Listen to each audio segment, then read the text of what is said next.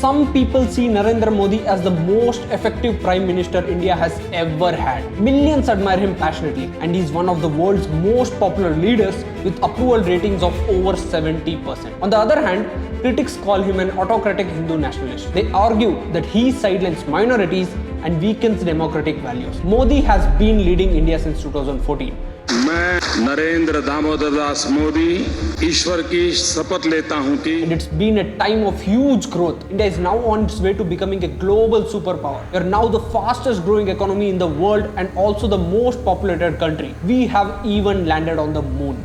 And now Modi has won another term as Prime Minister. मैं नरेंद्र दामोदर दास मोदी ईश्वर की शपथ लेता हूं कि मैं किसी द्वारा स्थापित 5 more years will make him the second longest serving Prime Minister in India's history. But here's something unusual. In his 10 years as Prime Minister, Modi has had only one press conference and answered just one question. For a country that calls itself world's largest democracy, where leaders are supposed to be accountable, this is pretty surprising. Despite this, Modi, who started as a tea seller, then became an RSS organizer and finally a politician, has a remarkable journey. Many of his controversial decisions haven't backfired as critics expected. He's seen as a champion for the poor and a friend to the billionaires. He's lifted millions out of extreme poverty, but at the same time, inequality in India has grown. So, who is Narendra Modi? This is Kunal, and you're watching Stories by TBH. Narendra Damodar Das Modi was born on September 17, 1950 in a small town called Vadnagar in Gujarat. Growing up in a modest family, he didn't have much. But even as a kid, he was hardworking, loved reading books and debating with others. When he was just 17, he had an arranged marriage to Jashodaben. But soon, he decided to leave home and the marriage behind to explore life on his own. During this time, he was deeply inspired by Swami Vivekananda's teachings. Vivekananda's dream of making India a Jagat Guru really inspired him, and it became a big part of his mission in life. For about 2 years, Modi traveled all across India. He didn't just visit places. He experienced country's diverse culture, met people from all stages of life, and saw poverty up close. It wasn't something he read about in books. He lived it and understood it deeply. When he returned home, he was a completely changed person. He had a clear vision of what he wanted to do with his life. He moved to Ahmedabad and joined the RSS, a Hindu nationalist organization. This decision marked a turning point in his life and set him on the path to where he is today. RSS stands for Rashtriya Swayam Sevak Sangh. It is the largest and most influential Hindu organization in India,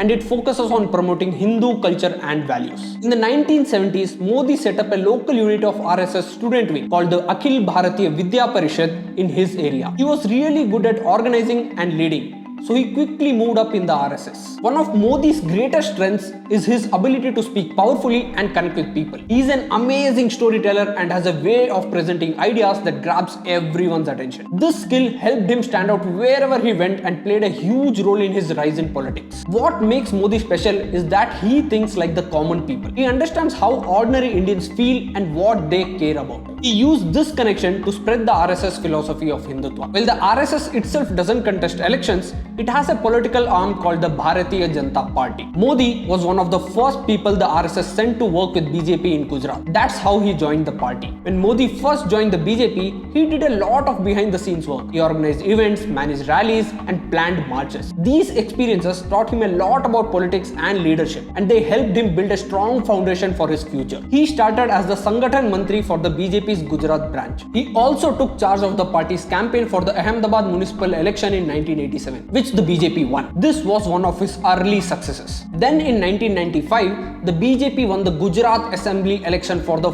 first time, and Modi played a big role in that victory. Because of his hard work and strategy, he was made the state secretary of the BJP national organization. Later in 1998, when the party's leadership changed and Atal Bihari Vajpayee came to power, Modi became the secretary general. He held this position for 3 years, gaining even more experience. But things changed in 2001. A massive earthquake hit Gujarat centered in Bhuj, and it killed over 20,000 people. The state government led by Chief Minister Kesubhai Patel was criticized for its poor response to the disaster. As a result, the BJP decided to replace Patel, and Modi was chosen as the new Chief Minister of Gujarat. This was a huge moment for Modi because he had never run in an election before. But in February 2002, he contested a by-election and won a seat in the Gujarat State Assembly. This marked the beginning of his journey as an elected leader. Just a few days after Modi took office as Chief Minister of Gujarat, something terrible happened. On February 27, 2002, a train caught fire in a town called Gudra and 59 people, men, women and children were killed. This tragedy sparked riots across Gujarat and hundreds of people lost their lives in the violence. Modi faced a lot of criticism during this time. Many people accused him of not doing enough to stop the riots. The situation was so controversial that the US and UK even denied him visas for official visits. However, years later, India's Supreme Court cleared Modi of any wrongdoing in the riots. The Gujarat High Court also found 31 people guilty of burning the train which had started the whole tragedy. Despite the pressure from the opposition and even some members of his own party, Modi didn't back down. Instead, he called for fresh elections in Gujarat. He ran a strong re-election campaign focusing on development and stability. Many people supported him, and this led to a huge victory for BJP, and Modi continued as Gujarat Chief Minister. After the riots, Modi had a lot of work to do to rebuild Gujarat's and his image. For the first time in India's history, a sitting chief minister was questioned about his government's role in the violence that happened after Gujarat's train incident. The riots had created a very serious situation for Gujarat. People were hesitant to invest in the state because things did not seem stable or safe. As chief minister, Modi knew he had to act fast. His goal was to turn around the state's fortunes and improve his reputation. Rebuilding Gujarat.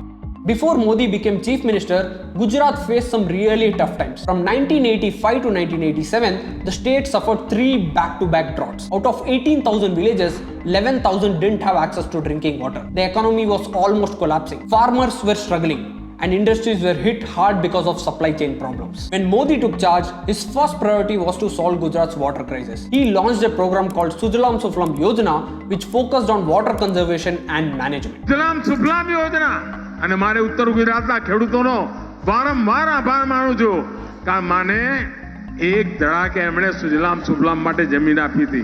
Under this scheme, a network of canals, check dams and reservoirs were built to ensure that the state had enough water throughout the year. Modi also believed in giving power to local communities. He encouraged them to take responsibility for managing their own water resources. This approach not only solved the immediate water shortage but also created a system for long-term sustainability. Modi also tackled Gujarat's power shortage problem. In rural areas, he came up with a smart solution. He separated the electricity grid for homes and farms and introduced the Jyoti Gram Yojana, which provided 24 hours electricity to villages. ભાઈઓ આપણે યોજનાબદ્ધ રીતે વીજળીના કારખાના કાઠિયાવાડમાં પણ નાખ્યા, વીજળીના કારખાના કચ્છમાં પણ નાખ્યા, વીજળીના કારખાના ઉત્તર ગુજરાતમાં પણ નાખી રહ્યા છીએ. This scheme completely transformed the lives of farmers. They could now use water pumps and modern machinery which boosted agricultural productivity. It also helped small-scale industries grow in rural areas. Modi knew that attracting investment was crucial for Gujarat's growth. There was a lot of pressure on him to make Gujarat the top destination for investors again. That's when he came up with the idea of Vibrant Gujarat, a massive investor summit launched in 2003. At the event, Modi personally met with business leaders and promised them that his government would provide all support they needed to start and grow their business quickly. This helped rebuild trust in Gujarat and brought new opportunities to the state. Soon, India's biggest business leaders like Mukesh Ambani, Ratan Tata and Gautam Adani started attending the annual Vibrant Gujarat Summit. They backed Modi's vision and saw their businesses grow significantly. These industrialists began dominating key sectors like transportation, telecommunications and energy, which helped boost Gujarat's economy. Modi's effort to work with these big business leaders created what people now call the Gujarat model. This model focused on 3 main things: growing industries, building infrastructure, and creating policies that made it easier for businesses to thrive. The Gujarat model became a successful strategy for economic development, but it wasn't perfect. One issue was that it relied heavily on capital-intensive industries. These industries that use more machineries than workers. This meant fewer jobs were created for ordinary people. Other projects like the Sabarmati River Fund, turned the neglected area along the Sabarmati river into a beautiful public space. This not only improved the city's look but also boosted tourism and urban development. While Gujarat's industrial growth didn't benefit everyone equally, the state's economy grew at an average 10% per year during Modi's 12 years as chief minister. This was higher than the national average. This success became a big part of Modi's story and helped him rise to a national level. Rise as PM. In June 2013, the BJP chose Modi to lead their campaign for the 2014 Lok Sabha election. His entire campaign focused on showing people that he was a practical leader who could fix India's struggling economy. Modi promised hope for jobs, lower prices, clean politics, and to end corruption. People were tired of the Congress-led UPA government which had been in power for 10 years. During that time, there was policy paralysis, rising inflation, and many corruption scandals. Modi's rallies attracted huge crowd because people believed that he could bring change. He often talked about replicating the Gujarat success story at the national level. Gujarat had become one of the India's richest states under his leadership, and he wanted to do the same for the entire country. Once the campaign started, there was no stopping him. He ran an incredible campaign and people trusted him. They voted for him in large numbers, and the BJP won the biggest election victory India had seen in 30 years. On May 26, 2014, Narendra Modi was sworn as India's Prime Minister. मैं नरेंद्र दामोदर दास मोदी ईश्वर की शपथ लेता हूं कि मैं विधि द्वारा स्थापित भारत के संविधान के प्रति सच्ची श्रद्धा और निष्ठा रखूंगा. After taking office, Modi took on huge task of rebuilding India from the ground. He focused on development, reforms, and improving lives of ordinary Indians. First term 2014 to 2019. When Modi became Prime Minister, his top priority was bring structural changes and reform the government system. He merged smaller ministries, cut unnecessary bureaucracy, and even replaced the Planning Commission with the new body called Niti Aayog. These steps were all part of his plan to make the government more efficient. Under Modi, infrastructure spending increased significantly. We saw massive construction projects for the highways, airports, and railways. While this was part of India's natural growth, Modi's push accelerated it, creating more roads, better rail networks, and improved connectivity across the country. One of his first big initiatives was the Pradhan Mantri Jan Dhan Yojana in 2014, which aimed to provide bank accounts to the unbanked. By 2019, over 36 crores bank accounts were opened, bringing millions of people into the formal banking system. The Swachh Bharat Abhiyan was another game changer. This massive cleanliness drive built over 10 crore toilets, making many villages open defecation free. It improved public health and reduced diseases caused by poor sanitation. Modi also launched the Make in India campaign to boost manufacturing, attract foreign investment, and create jobs. This led to increased investments in sectors like automobiles, electronics, and defense manufacturing. In 2015, he introduced the Digital India Mission, which aimed to make India digitally empowered society by expanding internet access, promoting digital literacy, and offering online government services. Modi brought millions of Indians into the digital age, making e-governments more accessible and transparent. One of his most controversial moves was demonetization in 2016. 8 नवंबर 2016 की रात्रि को 12 बजे से वर्तमान में जारी 500 रुपए और 1000 रुपए के करेंसी नोट लीगल टेंडर नहीं रहेंगे. Overnight, 500 and 1000 rupee notes were scrapped to curb black money, eliminate fake currency, and promote digital payment. While most of the demonetized money returned to banks, 99.3% according to the RBI, it didn't have a long-term impact on the black money, as most of it is held in real estate, gold, or offshore accounts. However, it did lead to a surge in digital payments and an increase in income tax filers from 3.8 crores in 2016 to 6.8 crores in 2019. The following year, Modi introduced the goods and service tax, which replaced multiple taxes with a single unified tax system. This one nation, one tax approach simplified business transactions and eliminated the problem of cascading taxes. While these reforms expanded the tax base, GDP growth slowed down. Rising living costs and unemployment also disappointed many, as the promised economic growth didn't fully materialize. This frustration showed in the 2018 state election, where the BJP lost 5 states, including strongholds like Madhya Pradesh, Rajasthan, and Chhattisgarh. The Congress party won more seats, and many thought this was the bad sign for Modi and BJP ahead of the 2019 national election. But in 2019, Modi would face one of his biggest domestic challenges in the form of devastating act of terror. Second term, 2019 to 2024. Tensions between India and Pakistan escalated after a car bombing in Kashmir killed dozens of Indian paramilitary police. In response, Modi ordered airstrikes on terrorist camps in Pakistan. This move boosted his image just months before 2019 election. The BJP dominated the campaign, focusing on national security and patriotism, while the Congress party struggled to keep up. As a result, the BJP won a massive victory, making Modi the first non-Congress Prime Minister to be re-elected after a full term. Back in 2014, the focus was on jobs and fighting corruption. But in 2019, the campaign shifted to nationalism and national security. After winning, Modi's government took several bold steps. First, they revoked Jammu and Kashmir's special status and split it into two union territories, JNK and Ladakh. This allowed the central government to take direct control and integrate the region more closely with the rest of India. Second, they passed the Citizenship Amendment Act, which provided a fast-track path to Indian citizenship for the persecuted Hindus, Sikhs, Buddhists, Jains, Parsis and Christians from Pakistan, Afghanistan and Bangladesh. However, the exclusion of Muslims led to widespread protests across the country. Third, Modi launched the Atmanirbhar Bharat initiative, announcing a 20 lakh crore economic package to boost domestic manufacturing and reduce dependence on imports, especially from China. He focused on production-linked incentives for sectors like electronics,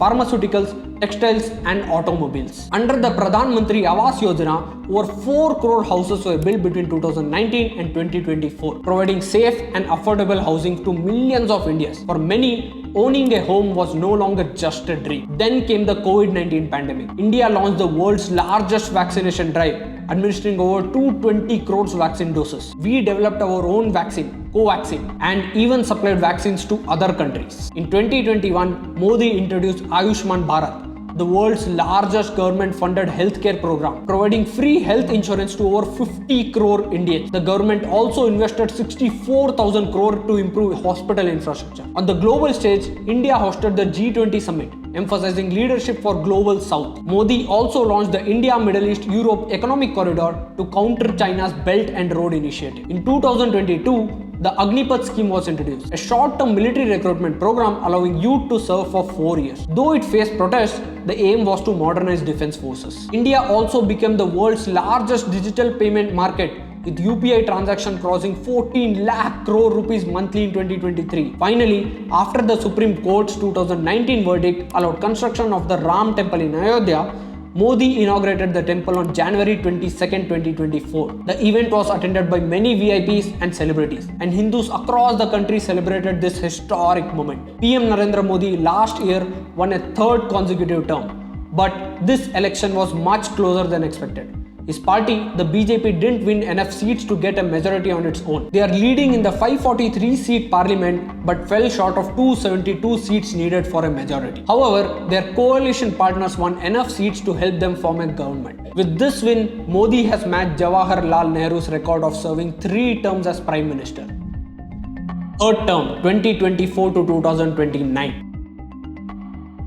Now, everyone is curious as to what he will do in his third term. Just a few days back, the BJP came out with their pro-middle class budget by removing income tax for all citizens up to 12 lakh rupees, with even their critics applauding them. But we are yet to see what's more to come. As we wrap up, many people all around the world believe that India is the future, and this is India's decade. And I think that optimism is completely justified. If you enjoyed this video, don't forget to hit the like button and subscribe for more such content like this. See you in the next one. Bye-bye.